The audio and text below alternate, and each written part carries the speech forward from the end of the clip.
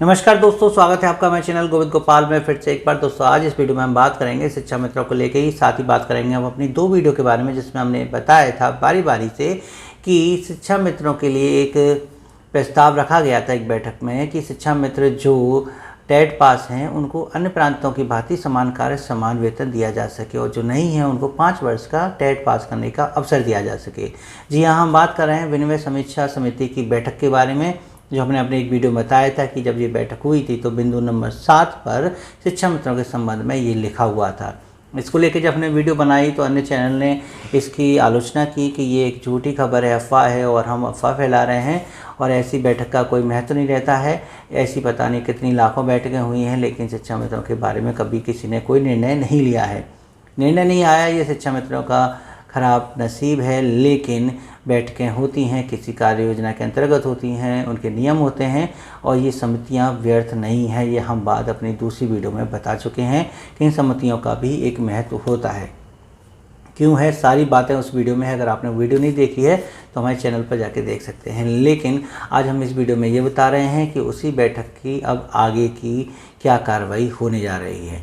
जी हाँ, हम आपको एक पत्र दिखाएंगे। इस पत्र में आप देखेंगे कि 18 अक्टूबर को एक बैठक हो रही है, वो है सरकारी आश्वासन संबंधी समिति की। जी हाँ, इस समिति की जो बैठक होगी वो 18 अक्टूबर को होगी, लेकिन उससे पहले एक बेसिक शिक्षा विभाग की बैठक होगी अपर मुख्य सचिव की अध्यक्षता में, जो 12 अक्टूबर को होगी और जिसमें समिति में जो निर्णय लिया गया था, ये विचार विमर्श किया गया था शिक्षा मित्रों के बारे में समान कार्य समान वेतन को लेके, उस पर पूरी तरह से विचार विमर्श किया जाएगा। यानी कि जो उस समिति में थोड़ा बहुत विचार विमर्श हुआ, अब वो उच्च अधिकारियों के पास जा रहे हैं विचार, वहाँ पर वो चर्चा करेंगे। वो अगर सही रहता है सब तरीके से तो हो सकता है कि वो फिर आगे 18 तारीख को सरकारी आश्वासन संबंधी समिति के अंतर्गत आए और वहाँ पर फाइनली निर्णय लिया जाए। 18 अक्टूबर को ये जो बैठक हो रही है, जिस समिति की हो रही है, इस समिति को भी बता दें कि ये समिति जो है विधानसभा की है और ऐसी समिति एक संसद में भी है। संसद में जो समिति है उसके भी अपने कार्य हैं। ये समिति जो कार्य करती है वो निगरानी का काम करती है। हर बात पर, उस बात पर जो प्रश्नकाल में प्रश्न पूछे जाते हैं, उनके जो जवाब दिए जाते हैं, सरकारों के द्वारा जो आश्वासन दिए जाते हैं, उन सब पे निगरानी रखती है।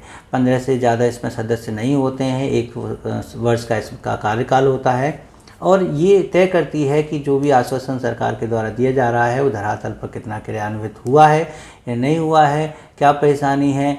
और ये जब से बयान दिया जाता है तब से लेके लास्ट 3 महीने तक इसकी अवधि होती है कि इन बीच में इसको पूरा करना होता है। यूं ही नहीं कोई सदन में हर प्रश्न का जवाब यूं ही दे देगा, उसका ही जिम्मेदारी बनती है कि जो कह रहा है वो वास्तविकता में है भी या नहीं है तो उसको कब तक पूरा कर पाएगा। तो इस समिति का मतलब एक तरह से ये संसद के कान और नाक होते हैं, जो हर वक्त संसद में किए गए प्रश्नों को सुनते हैं, समझते हैं, उन पर निगरानी रखते हैं।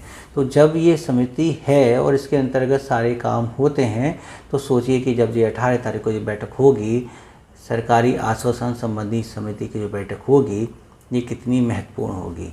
और उससे पहले खुद अपर मुख्य सचिव ने एक बैठक और ली है ताकि उस समिति में पूरी तैयारी से जाएँ कि देखें कि क्या क्या प्रस्ताव तैयार हो सकता है। शिक्षा मित्रों के लिए अन्य प्रांतों की भांति समान कार्य समान वेतन देने में क्या कोई परेशानी आएगी, कानूनी अड़चन आएगी, या कोई इसका विरोध करेगा, या कब तक इन शिक्षा मित्रों के लिए इसकी घोषणा की जा सकती है, ये सारी बातें शायद उस समिति में हो सकती हैं।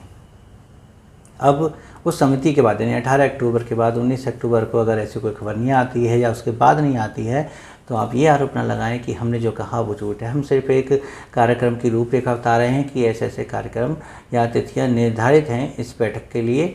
उन बैठक में क्या परिणाम निकलता है, परिणामों में क्या होता है, ये इसके बारे में कोई नहीं जानता है, ना कोई यूट्यूब चैनल वाला बता सकता है।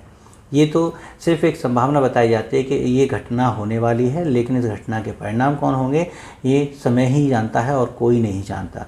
इसलिए हम सिर्फ इस वीडियो में ये बता रहे हैं कि इस समिति का अपना एक महत्व है जो किसी कार्य को जो है सही तरीके से एक वे में करती है। तो आज पहली बार ये जानने को मिल रहा है कि शिक्षा मित्रों के संबंध में एक प्रकरण आगे बढ़ रहा है। वैसे बेसिक शिक्षा की ये बैठक है, इसमें शिक्षा मित्रों का प्रकरण तो शामिल है ही, साथ ही साथ अनुदेशकों का भी शामिल है।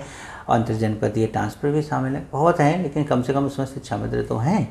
तो ये चीज़ें बहुत अच्छी रहेंगी। और 18 अक्टूबर को खास एक बात और है, आप सभी अच्छी तरह से जानते हैं कि 18 अक्टूबर को लखनऊ में एक विशाल धरना आयोजित हो रहा है शिक्षा मित्रों का।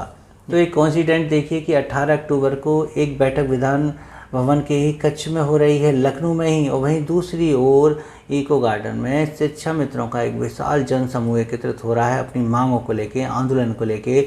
और जब वो जयकारे लगाएगा, पूरे लखनऊ को अपनी आवाज़ से भर देगा, वहीं एक बंद कमरे में वे शिक्षा को लेके एक बैठक हो रही है। सुबह 11 बजे की ये बैठक है, कितनी देर चलेगी, क्या परिणाम आएंगे, क्या उस बैठक के परिणाम शिक्षा मित्रों के मंच पर आकर साझा किए जाएंगे या बाद में साझा किए जाएंगे, तो ये माना जाएगा कि इस धरने की वजह से, इस आंदोलन की वजह से ये परिणाम प्राप्त हुए, या बैठक का कोई परिणाम नहीं होगा, कुछ भी संभावना है। लेकिन अच्छी बात यह है कि दोनों ही चीज़ें 18 तारीख को हैं, जब शिक्षा मित्रों के बड़े बड़े संगठन के पदाधिकारी, प्रदेश अध्यक्ष लखनऊ में मौजूद होंगे, और ये बैठक भी लखनऊ में उसी समय हो रही होगी। तो हो सकता है वो वहाँ से जानकारी लेके आएँ और मंच से आकर शिक्षा मित्रों को बताएं कि उनके लिए सरकार क्या करने जा रही है। तो सबसे बड़ा ज़रूरी प्रश्न हमारे लिए ये है कि क्या शिक्षा मित्र इस धरने में जा रहे हैं, क्या आप इस धरने में जा रहे हैं शामिल होने। और वो धरना भले ही 1 दिवसीय हो, वैसे जहाँ तक जानकारी मिली है ये धरना 1 दिवसीय है। अगर ये धरना 1 दिवसीय है, फिर भी सरकार को ये बताने के लिए बहुत ज़रूरी है कि शिक्षा मित्र संगठित है, और इस समय वैसे भी पुरानी पेंशन को लेके भी लोग संगठित हो रहे हैं। तो शिक्षा मित्र क्यों पीछे हटे हैं? शिक्षा मित्र अपने हक की लड़ाई के लिए एक बार फिर से संगठित होंगे, जैसे पहले हुए थे वो, लेकिन विशाल जनसमूह की एक रैली थी, महारैली थी। यहाँ लोग शिक्षा मित्र अपने आंदोलन के लिए शामिल होंगे ताकि उनकी मांगें पूरी हो सकें। और शिक्षा मित्रों की जो मांग है वो आप भली बातें जानते हैं, सभी अच्छी तरह से जानते हैं कि शिक्षा मित्रों को सबसे पहले तो अपना स्थायीकरण चाहिए, और जो स्थायीकरण से वंचित रह जाएंगे उनको एक उचित मानदेय यानी समान कार्य समान वेतन मिल सके, वो भी चाहिए। और महिलाओं की ट्रांसफ़र, मूल विद्यालय की वापसी, किसी मृतक आश्रित परिवार के लिए एक रोजगार, ये मांगें सिर्फ मांग पत्र में शामिल हैं। बस अब देखना है कि कितने संगठन इनका साथ देते हैं। अभय कुमार सिंह जी के रिजाइन के बाद और कितने छोटे मोटे संगठन या तो इस संगठन में आके मिल जाएंगे, या वो भी एक ना एक दिन ऐसे ही अपना रिजाइन सबके सामने रखेंगे। शिक्षा मित्रों से संबंधित अपडेट हम आपको देते रहते हैं, और हम आपके डिपार्टमेंट के हैं, आपके विभाग के हैं, और करीब मुझे शिक्षा मित्रों से संबंधित 20 साल का अनुभव भी है। तो विश्वसनीय खबरों के लिए, शिक्षा मित्रों से जुड़ी सटीक सही जानकारी के लिए आप हमारे चैनल को सब्सक्राइब कर सकते हैं। और ऐसे चैनल से सावधान रहिए जो आपके डिपार्टमेंट के नहीं हैं और जिनको बेसिकली अंदर की जानकारी शिक्षा मित्रों की नहीं है। बाकी आपकी स्वेच्छा है, और वीडियो अच्छी लगे तो प्लीज़ वीडियो को लाइक कीजिएगा, शेयर कीजिएगा। चैनल पर है तो चैनल को सब्सक्राइब कर लीजिए। मिलेंगे आपसे अगली वीडियो में ऐसे ही कुछ नए अपडेट के साथ। तब तक के लिए नमस्कार, जय हिंद।